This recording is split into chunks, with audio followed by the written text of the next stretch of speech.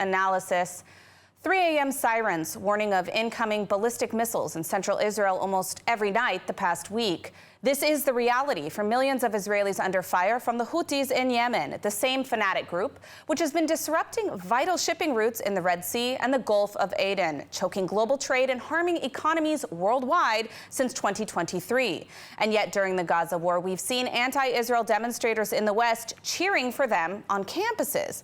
Why? And who are these Houthis? The Houthis are a Shia Muslim extremist group in Yemen, founded in the 1990s and led today by Abdul Malik al-Houthi.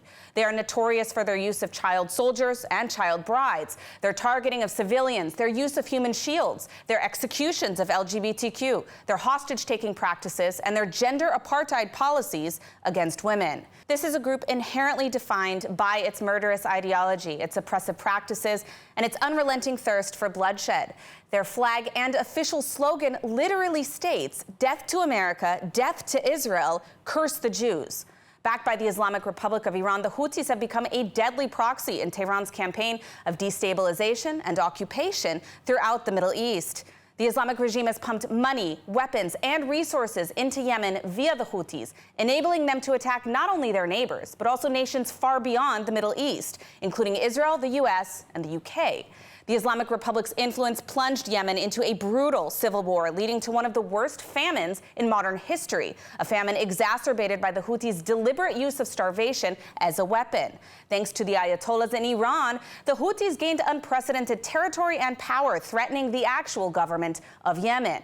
But since October 7th, the Houthis have shifted focus to destroying the state of Israel, firing an increasing number of drones and ballistic missiles at Israeli civilians, and also attacking US, UK, and commercial ships in the Red Sea. Their attacks have not only harmed global economies by disrupting shipping routes, they've killed British and American soldiers. All this in the name of solidarity with Palestinians, while ignorant college students in the West cheer them on. Clearly, the Houthi problem is not just Israel's problem. That's why the US and UK and Israeli forces have all bombed Houthi targets extensively.